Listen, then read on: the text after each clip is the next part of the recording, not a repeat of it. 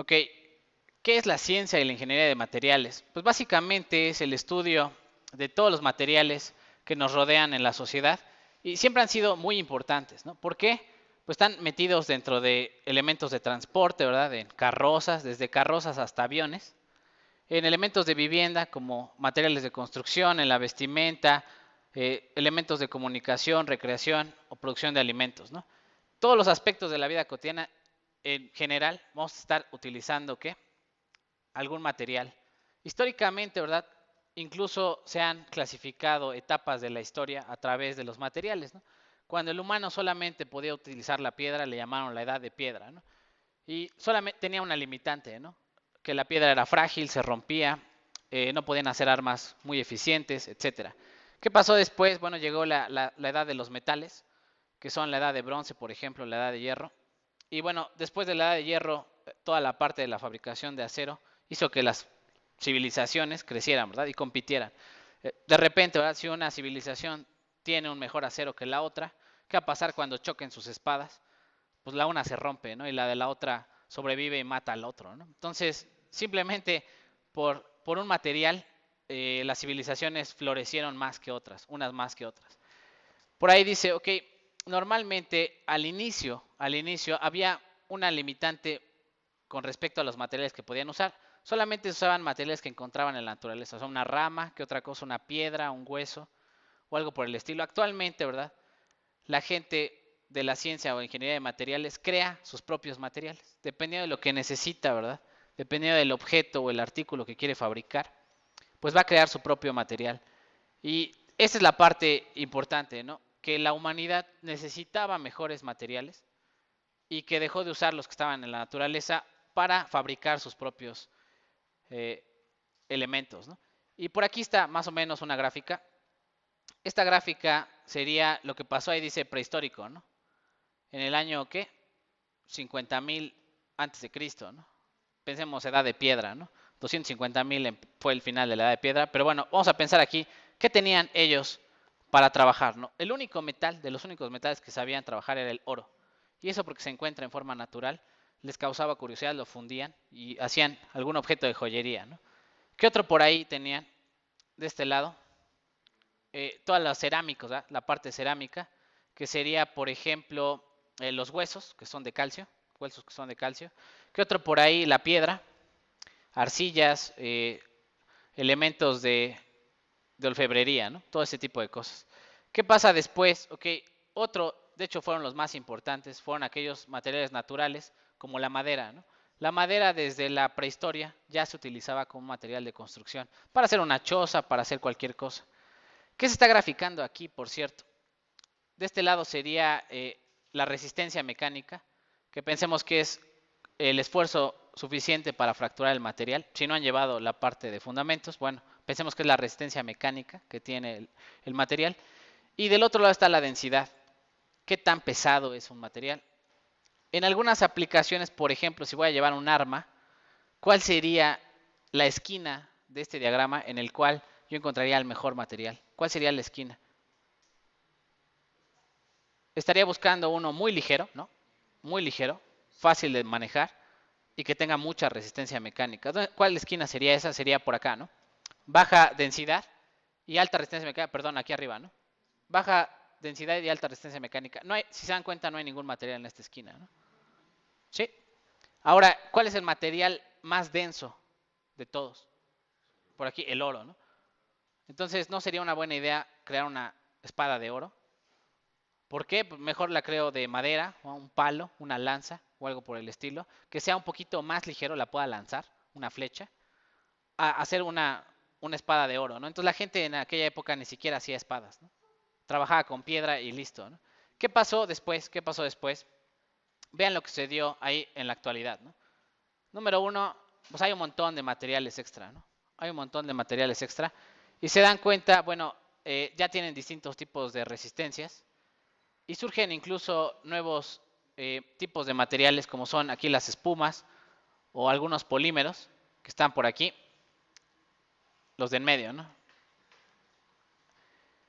Y verán que la gama de materiales fue mucho mayor, ¿no? Actualmente pues hay más de 3.000 Es más, el número, ¿verdad?, es incontable, incluso cada día empiezan a fabricar nuevos y nuevos materiales. Y por ahí van a ver que las propiedades son muy distintas a las que tenían inicialmente. La primera es, bueno, de los metales se dan cuenta que la mancha creció enormemente, ¿no? La mancha creció y entonces ya están todas las aleaciones como el acero, aleaciones de titanio, ¿no? Superaleaciones de níquel, etcétera. Pero además, ¿verdad?, creció y nacieron los polímeros, que se hicieron totalmente sintéticos. No están en la naturaleza, ¿no? En aquella época seguramente no tendrán los polímeros, pero en la actualidad ya la gente de química puede fabricarlos de forma artificial, ¿no? Voy a poner aquí, ¿no? Dice, básicamente la ciencia de ingeniería de materiales creció en los últimos 100 años, es decir, en el siglo XX, durante las guerras mundiales, durante toda esta etapa, todos los científicos empezaron a entender qué relación había entre los materiales y su estructura, el interior, cómo fabricarlos, cómo hacer que fueran más duros, más resistentes. Y dice por ahí, la idea es, por supuesto, siempre satisfacer las necesidades de la sociedad moderna, ¿no? Vamos a ver cómo está la gráfica. Esta gráfica es de un libro que se llama Ashby. Y por ahí eh, vean el uso de materiales, ¿no? Al inicio, ¿verdad?, los metales no cobraron mucha importancia. Había poquitos metales, solo está el oro. Y los que tenían mucha importancia eran las maderas, ¿no? Todas estas fibras para crear materiales naturales. Los compósitos por ahí sí los conocían. ¿Qué quiere decir? Que la gente de repente piensa que un compósito es algo nuevo, algo moderno. Pero en realidad no, ¿verdad? Desde la antigüedad ya los conocían. Podían fabricar, entrelazar fibras de distintos materiales y podían hacer compósitos. Y otro que conocían muy bien era quién, que usaban mucho los cerámicos, ¿no? Y luego llegó el auge de los metales. Vean qué pasó con la gráfica. Por acá, toda esta zona, ¿verdad? Más o menos siglo XIX, siglo XX, el uso de los metales creció un montón, ¿no? Y básicamente desde ese punto se dejaron de fabricar muchas aleaciones. ¿Qué quiere decir? No hay mucha investigación sobre nuevos materiales, o más bien lo único que se hace es mejorar lentamente las propiedades del material. Es decir, ya no se va a crear un nuevo material metálico, lo que voy a hacer es mejorar los que ya tengo.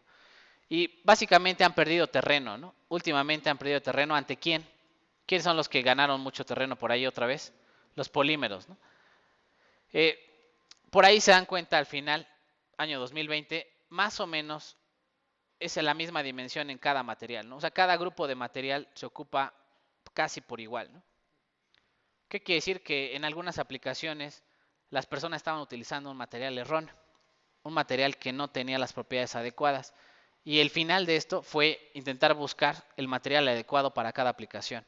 Y por eso, poco a poco, todos los materiales van igualando su importancia, ¿no?, en la naturaleza. Sale, ok, por ahí hay un pequeño contraste, ¿no? ¿Qué es la ciencia de materiales y qué es la ingeniería de materiales, ¿no? La idea de ciencia de materiales es buscar, ¿verdad?, qué relación hay entre las propiedades y la estructura en un material, ¿no? Y por ahí la gente que hace ciencia de materiales lo que busca es desarrollar o crear nuevos ¿qué? Materiales. Entonces allá en el Instituto de Materiales, ¿qué hace la gente? Se dedica a intentar fabricar nuevos materiales, medir sus propiedades y ver qué relación hay con la estructura. Probablemente tendré que agregar otros elementos aleantes, probablemente tendré que enfriar más rápido, etcétera. Eso es hacer ciencia de materiales. En contraste, vamos a hacer nosotros también ¿qué? Ingeniería de ¿qué? De materiales. ¿Qué es la ingeniería de materiales? Pues la idea es relacionar esa estructura que tiene el material, pero con las propiedades y usar el material para diseñar algo, ¿no? Eso es importante, ¿no? La palabra diseñar, quiero crear una silla y entonces no me voy a poner a hacer desde cero todos los materiales, sino que voy a una base de datos, busco información de cómo hacer una silla, cuál es el material idóneo para hacer las patas, el respaldo, etcétera, ¿no? Y en este caso, ¿verdad?, el ingeniero de materiales pues, se va a enfrentar a cuáles técnicas tengo que utilizar para procesar este material. Tendré que hacer una fundición, tendré que hacer una laminación, tendré que deformarlo, enfriarlo, templarlo, etcétera, ¿no? En todos los libros, ¿verdad?, en todos los libros y en la modernidad, la ciencia e ingeniería de materiales trabaja con algo que se conoce como el tetraedro de los materiales. ¿Qué es el tetraedro de los materiales? Le llaman el paradigma actual. ¿Qué es el paradigma actual? Lo que toda la gente de ciencia y materiales cree que es lo correcto. Lo correcto es considerar 4 cosas. Las cuatro cosas serían que la estructura. Esto tiene que ver con lo que hay microscópicamente en el interior del material, cómo está el arreglo de los átomos, qué tipo de enlace tiene, si hay algunos defectos, cómo está toda la estructura a nivel atómico, ¿no? A nivel microscópico. Luego, ¿qué hace? Ok, con esa estructura eso me va a determinar ciertas propiedades, me va a tener unas ciertas propiedades mecánicas, propiedades ópticas, propiedades magnéticas, hay un montón de propiedades que tendré que medir en ese material. Ya que conozco sus propiedades, puedo intentar procesar el material, crear mi objeto finalmente. Quiero hacer la silla, ¿qué hago? Determino qué propiedades necesita, busco la estructura adecuada y proceso el material, fabrico la silla, ¿no? Y al final lo que tendremos que medir sería que el desempeño, ¿no? El último sería el desempeño.